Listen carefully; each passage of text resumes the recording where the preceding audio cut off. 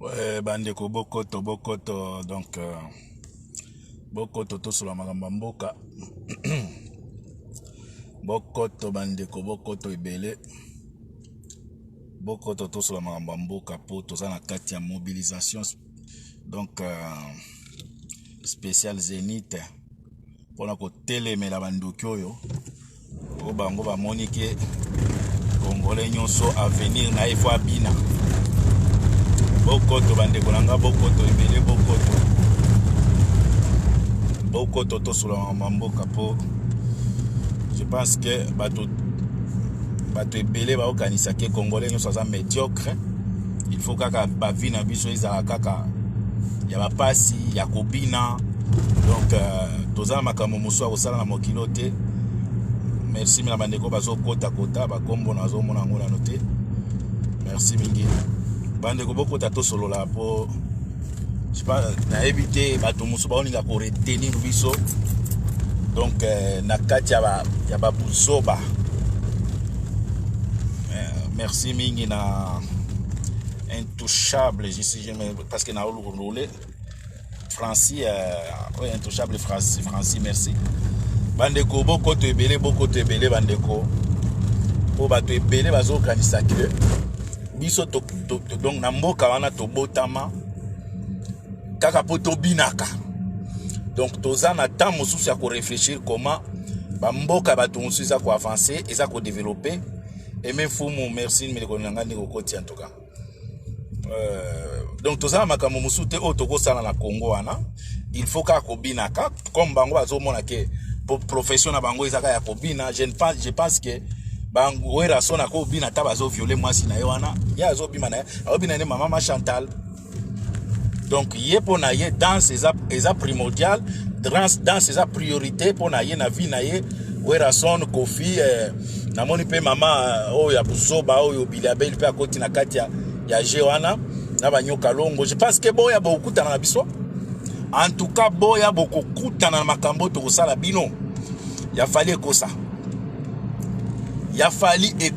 donc boya bokutana pena na ngombi penza suka na événement to kosala bino oyo na je pense que bakopekisa na musique na bino boli misanga na za na tinel na koti na se ya mabele. C'est pourquoi pour moi drogué siko biso diaspora o nazaki na se ya mabele bandeko na bimi na tinel yango bomoni kataki biso ba diaspora toza conscient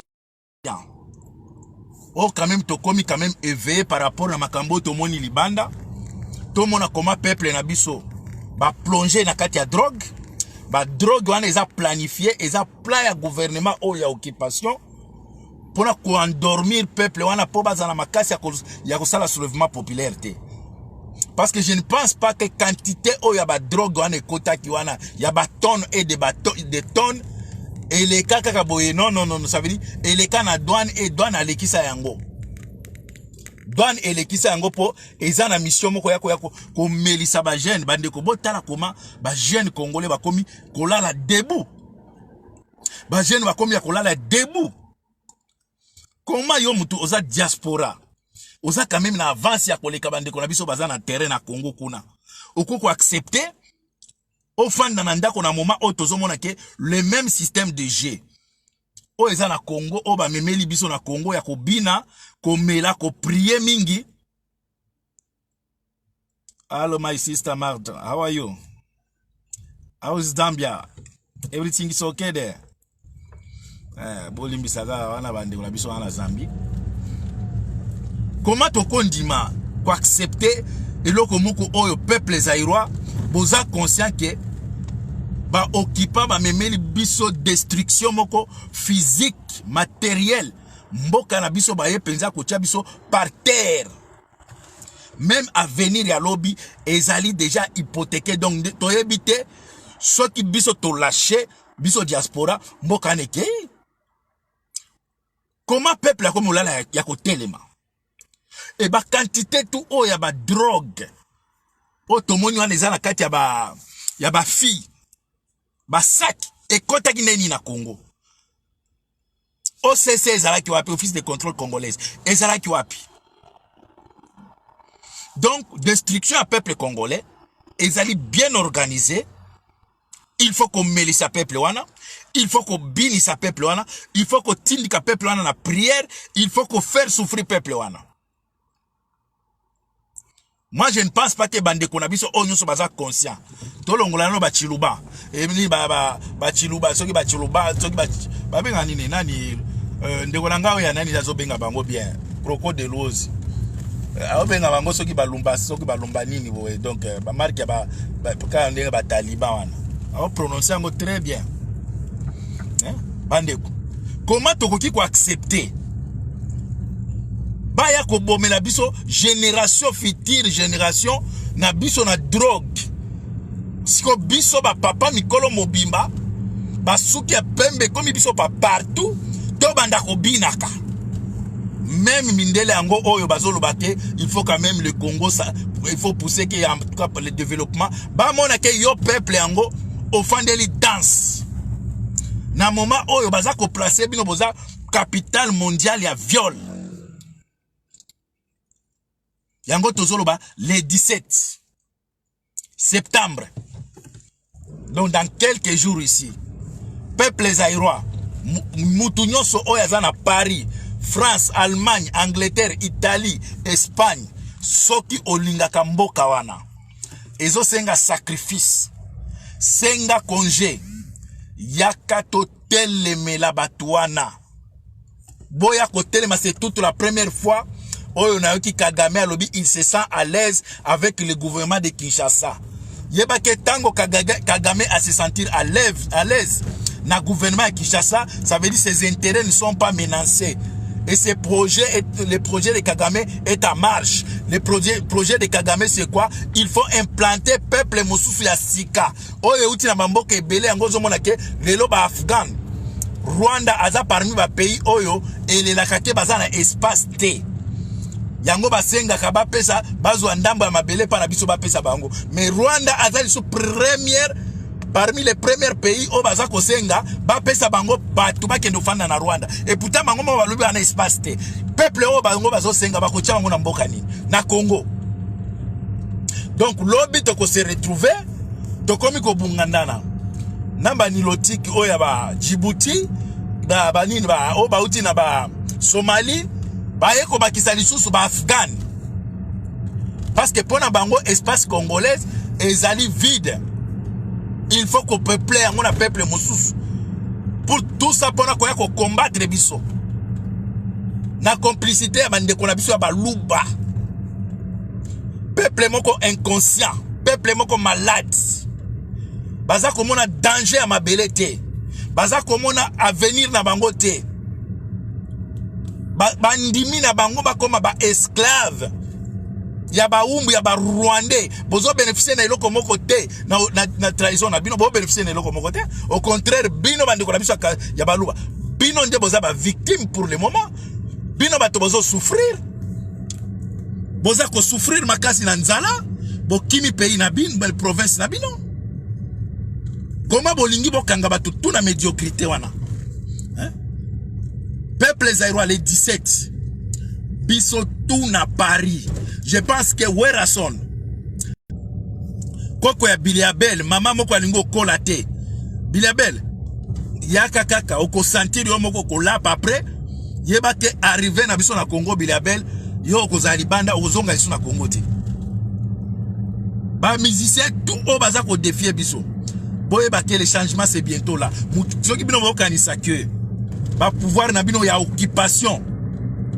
Oyo za ko ya ko faire danser le peuple, ko droguer peuple, ko kotsa batu na ba prière ya milai ya sans solution, sans travail. Boza ko faire prier peuple, bo pesi bango misala te. Toza ko yebisa bino ke tana bino komi na suka. Diaspora ya France. Ba jeune ya France. Le 17 septembre. Boyebi nenge bo manifestaki contre Fally Ipupa après bomoni nenge monde mobimba elobela ki information ya Congo po batu bayeba ke au Congo ça ne va pas.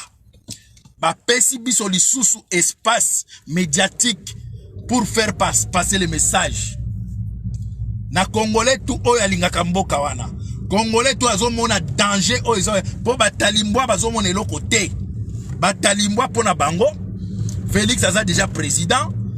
Ndenge na ute kolanda imbécile ya Denis Kambai asali message na ye ya koleba tous les baluba ya ba journaliste bo soutenir Félix ata oza sala mabe bo soutenir ye kaka yoka message. Malgré tout ce que les gens voient comme ça que le pays ça ne va pas, salité, nzala, depuis vos salaires qui sont état de siège nabino, ni bilan catastrophe, mais baza kolinga ko imposer biso que ba soutenir ka Chilombo. Ba kepe même loin. Lobby va faire passer même que Denis Kambai, ce que Denis Kambai un escroc tout à fait. Ba pe ça y est, mutu a comme président à Seni.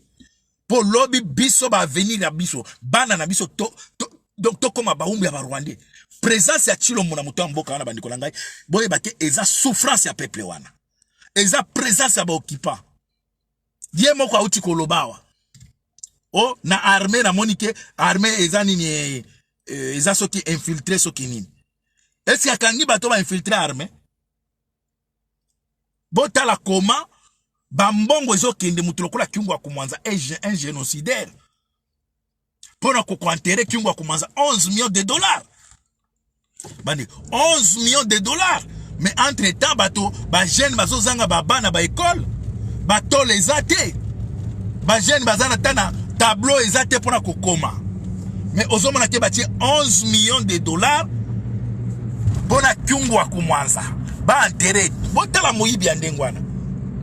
Sorcier oya Tshisekedi bona ko enterrer 16 millions ba enterrer na 16 millions bande ko boyibi 16 millions eza combien d'écoles, eza combien d'hôpitaux, eza combien de morgues, eza combien de marchés. Mais tozo kaka ba somme ya ba millions, mais pona ko sala ta eloko ya 10 000 dollars ba o kokate bazo kokate peuple zaïrois. Le 17 septembre, ils sont à Paris. Werason, il faut assentir parce que Aza parmi les musiciens le plus téti en Bokawana. Après guerre, ils sont à Werason. Et qu'on soit en Europe. Werason, on s'est préparé que, comme ils ont s'entêté, chaque fois qu'on a provoqué Bisso, Yébate Werason, arrivé à Bisso, sauf qu'on a vivant, comme on a eu exil. Exil. Okonyataka lisu Congo te. Comme yozo défier biso, okonyataka lisu Congo te Werason. Yona kofi. Onyo sebaza ko santete, ya ko défier biso. Boye bake bozana morceau dire na shit ya présence ya gouvernement na bino occupation. Bokozana morceau dire mo bandako, mbongo makila oyo Werason osomi bandako na États-Unis pour na bana na yo.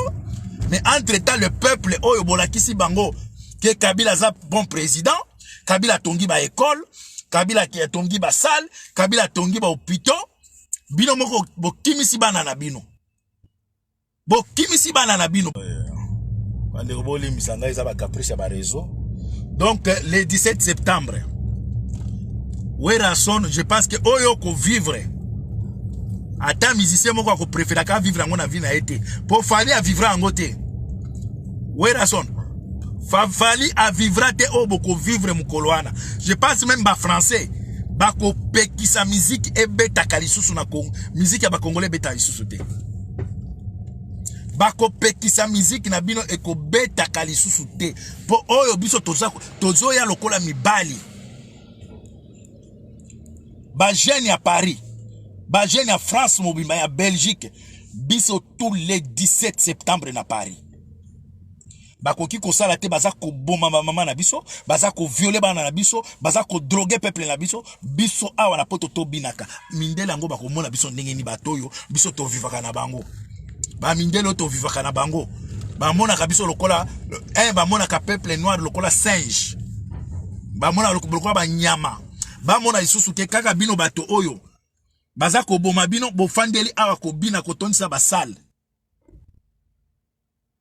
Message ezake bandeko Werason azako meka mais guerre ya biso si tout biso peuple mokozila Werason eko suka wati Werason au combo na eza exil. Eza te tokozwa toteka. To kwe isi yango na après toteki terrain vite. To buki yango. Parce que il faut bozwa correction. Peuple wana bo nyokolié. Peuple aza kolela. Bozala ki yo wera sonu na jibe. Na kofi. Wera sonu. Na élection oya 2011. Wera. JB, Kofi, tango peuple asoba aloba ki bo soutenir Tshisekedi. Bo boya ki ko soutenir Tshisekedi. Bo pona ki kote ya mbongo. Bo soutenir Kanambe. Kanambe a utilisé ba Congolais, a bomi mboka wana, a yibi, a sali ba plan na bango ya ba Rwandais. Lelo ba fandi si bololo ya Félix. Lelo bino bomoni ke Félix aye ko koma li sous place azawana ya ba aventure, bo changer li sous position. Donc pour na bino, boko za chaque fois que changement ezali, bo sali chita sima. To yebisi bino ke dernière shit na bino sima yango yo. Félix kalamingi ta boye bake azolongwa na ye. We rason na jibe na Kofi na wazekwa na nyoka longo. Boye bake en tout cas na éviter ceux qui ne vont pas essayer tout ça comme aventure beaucoup foot donc oh beaucoup mona je pense que heureusement peut besoin na tamila ite beaucoup me diaba koko kalami ite beaucoup fa na bino mais eloko comme mabino o to ko sala bino beaucoup zo ba AVC beaucoup zo ba AVC bona mona nano ba bololé ba tu aboyete yo era sono kimisi bana no États-Unis bana no bazo tanga calme baza bien. Bana bato banyo kwa maka na tango tozo dénoncer que vie sociale ça ne va pas. Vie à bato ça ne va pas. Yo okimisi bana non États-Unis. Kofi dano, Kofi aza échec ya société à Congo. Société congolaise ça veut dire l'échec c'est Kofi Olomide. Parce que baeba ka un parent ce qui a réussi à partir de bana na ye. Bana ya Kofi tout eza échec. Échec moi na Kofi mon côté aza capable de kobimisa diplôme. A présenter encore un peuple. Mon côté. Moi, je mon côté, je suis diplôme à sa thé. Au revoir, Didiston. Didiston, aux autres temps, il y a un monde. Aux autres temps, il y a un côté, il y a un Kofi Olomide. Il y a un intellectuel. Comment ils ont échoué? Intellectuellement, comment ils ont échoué? Pourquoi? Hein? Tozo yebi sabino, bon s'attendre. Parce que l'it nabiso. Ekosu na bino ekosukela wate bitumba biso na bino wa musicien ekosuka wate to na Congo kuna bo se préparer que bato batika kana poto mais soki kaka erreur salemi pouvoir ekwei bo sala erreur pouvoir ekwei bo yebake bo konyata ka su Congo ti bo konyata Congo te tant que biso terike tokozala na ba présidence wana biso tokozala. Parce que président c'est à Congo ya lobi za biso toza na circuit wana. Boko za na place na Congo te boko sentir exil les animes. Boya ko binisa na ba mama musu ya mikolo boko zwa ka ba invitation ya ba musique boka baka. Mami Congo na bino le kuba jura boya. Boya. Parce que mbalo toza na vitesse ya violence ya nini ya agression ya mabe. Parce que il faut boler là. Il faut boler la bino bato bozo kansake biso ba vina biso ekozala kaka to sala ka ba émission to dénonçaka to sala makamu so ko sala ti. Comment beaucoup kanga peuple mo manotage na médiocrité bo bato ba bina kaka. Pourquoi? Baninga biso musu basi ba avancer. Hein? Pour nous voir déjà la technologie, les jeunes qui ont formation, qui ont des bandes pour la informatique, mais na Congo, tous un niveau de vérité des urnes, tous un niveau de élection, tous un niveau de nani diriger CENI, nani oyo, nini président lobby. Comment ça se fait que tu as un niveau? Après, bolingi bokanga biso na kati ya médiocrité wana. Biso toza prêt ya ko se sacrifier pour na mboka wana jusqu'à ce que peuple wana akozwa liberté na ye, peuple wana akolia ako bénéficier na sous-sol ya Congo, sous-sol ya Congo bato ba bénéficier ngo ba Rwandais, ba Ougandais. Comment ça se fait que Ouganda atonga penza autoroute ebima epana ti eketi na mina or pour être transporté ni Makemba pour être transporté ni Rwanda donc Félix a tout signé accord il y a 5 millions et 5 millions de dollars biso to 5 millions oyo bakosomba ma matériel pona ko kende ko exploiter nango or ya kindu tozangi tala médiocrité mais tozo yo kaka muto ayibi 17 millions muto ayibi 20 millions hein muto ayibi 30 millions hein mboka ndenge nino balingi bakalisa to batutu baza ba danser batutu baza miyibi awa ekolekate awa ekolekate le 17 septembre biso tout aux en France ndeko na ngai place aux ali mutu moko te azala na ndako bandeko na biso tozomona ba musulman awa pona makambo ya mboka na bango bazotinda bandeko na bana na bango bakende kobundela bamboko na bango na basiri baokota baolata ba bombe mais biso tosengi bino mutu alata bombe te tosenga yaka le 17 septembre oyo dans quelques jours le lotoza le 28 le 29 tinda mana na obaya kotel mais za manifestation eza droit ya mutu nyonso na mboka wana na France droit manifestation eza na mutu nyonso manifestation eza déjà autorisé boya to manifester to sala blocage to bloquer concert wana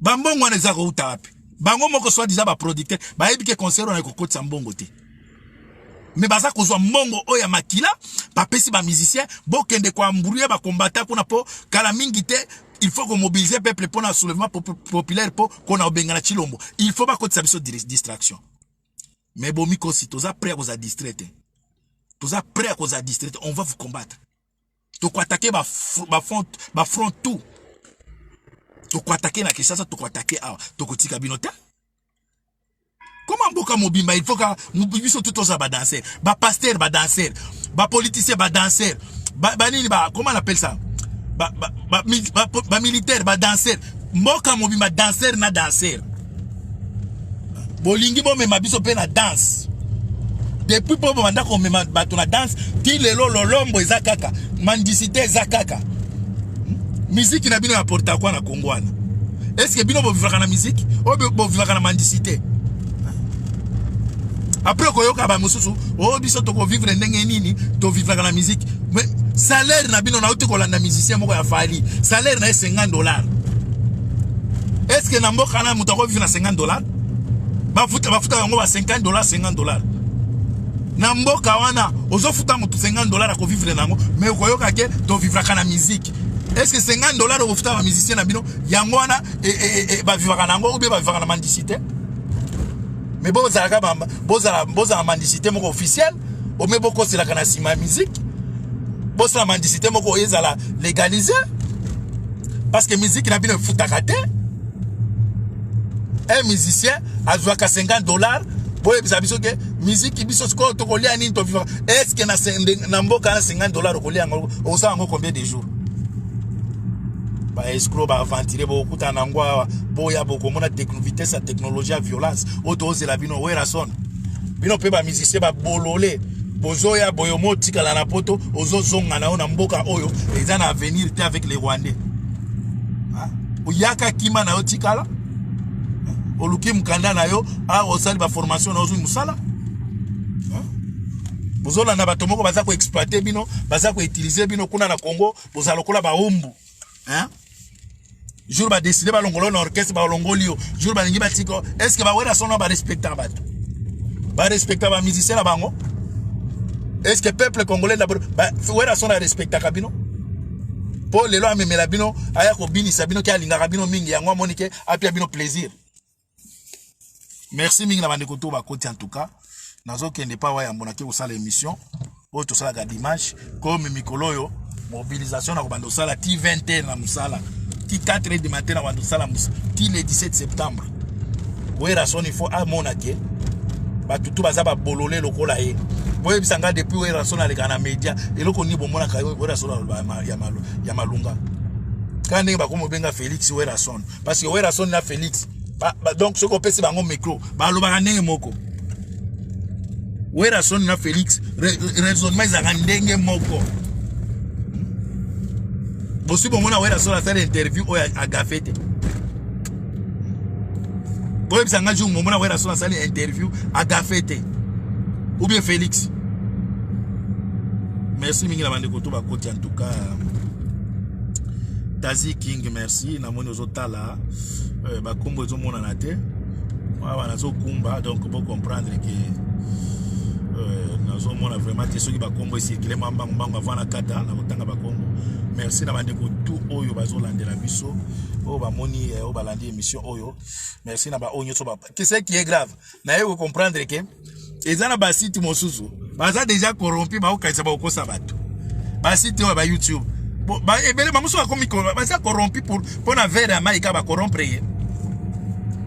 Ba émission makambo ya musique.